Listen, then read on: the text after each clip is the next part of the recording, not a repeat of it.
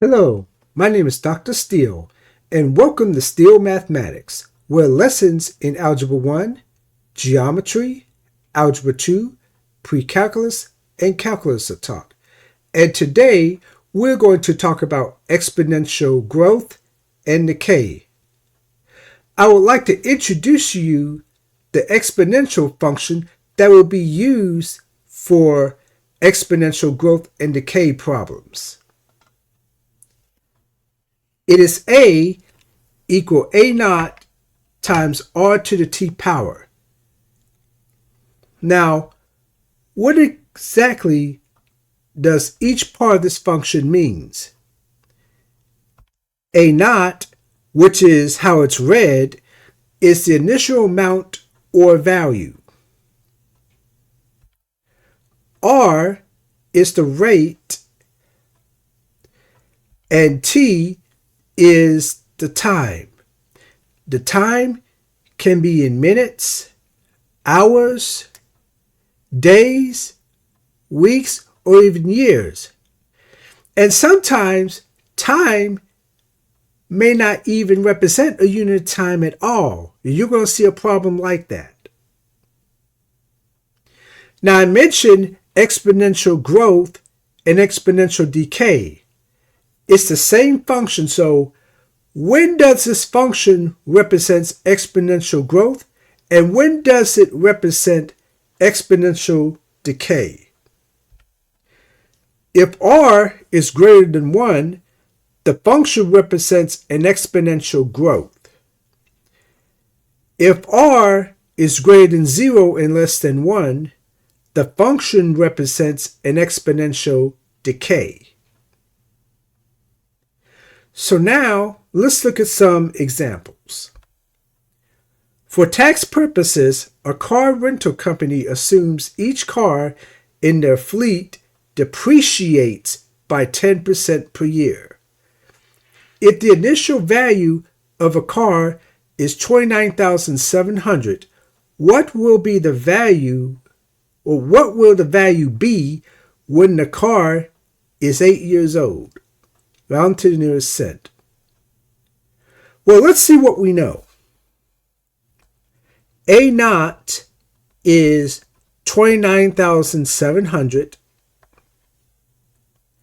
The rate is 1 minus 10%, which is 0.10. And this is 0.90. Now, why did we subtract 10% from 1? Well, it says the fleet depreciates by 10%. That means each year, 10% is subtracted from the prior worth. So that's why we have to subtract 0.10 from 1. And the time is 8. And we're looking for regular A. So now let's put these values into the function. A equals 29,700 times 0.90 raised to the 8th power.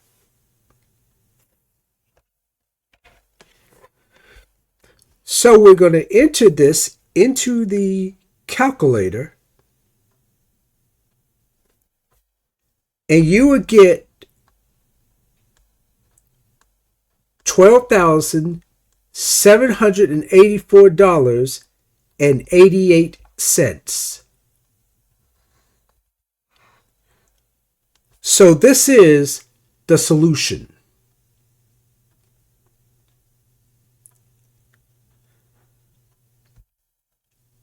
Next, rentals in a high-rise apartment building get more expensive higher up since the views get better.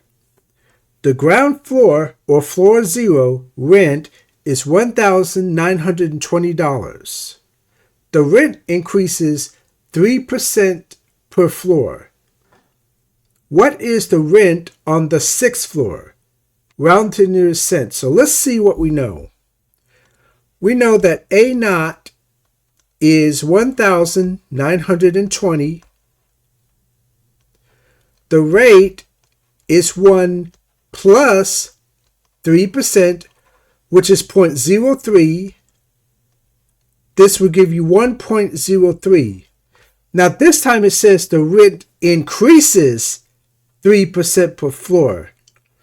That means the next floor you're adding 3% to the last floor rent. That's why we're doing 1 plus 0.03. And T, now this is one of those instances where T does not represent time. It's going to represent the floor number. They're talking about the 6th floor, so T is 6. And we're looking for regular A. So now we're going to put that in the function. We get A equal 1,920 times 1.03 raised to the 6th power. We put it into the calculator,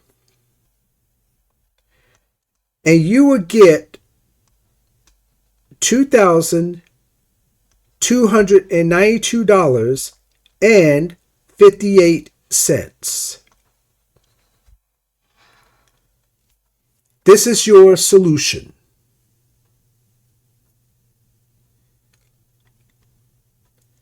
So now the final example, a savings account balance is compounded annually. If the interest rate is 4% per year and the current balance is $1,840, in how many years will the balance reach $2,618.89? You go round to the nearest whole number.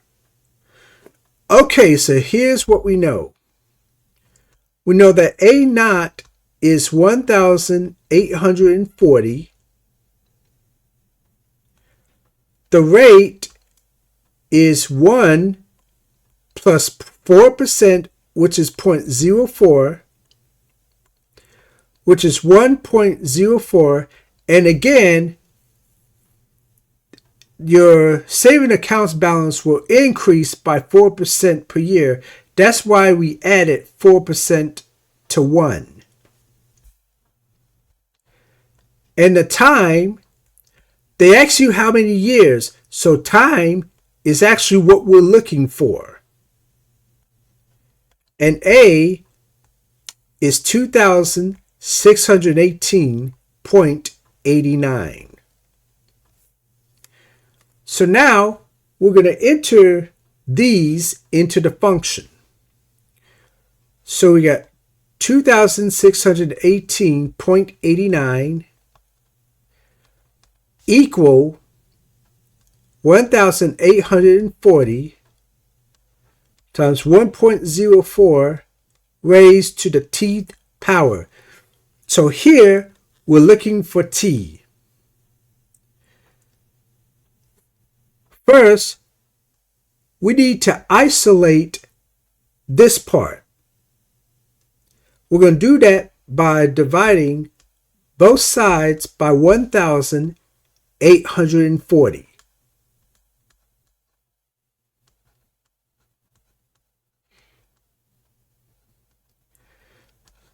And this is what we're going to end up with.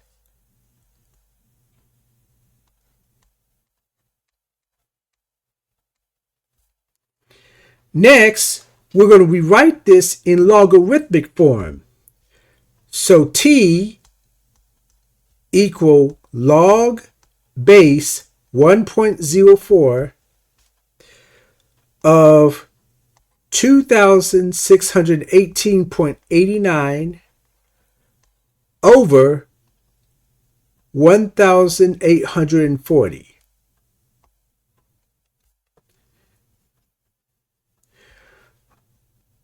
All right, so next, we're going to use the change of base property to rewrite this. So this is log of 2,618 0.89 over 1840 over log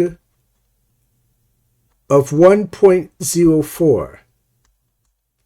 We're going to enter this into the calculator.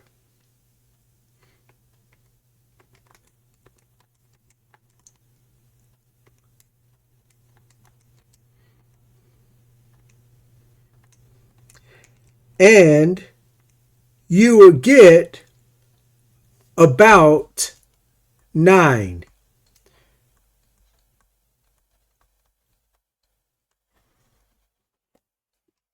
Therefore, the solution is 9 years. And there you have it. Exponential growth and decay. It is the same function. Whether it represents growth and decay depends on R. And to solve those problems, you got to first figure out what are the parts of the function and what part of it you're looking for. And once you find that out, you just put it into the function, use your calculator, and figure out the solution. I hope that you have a wonderful and blessed day.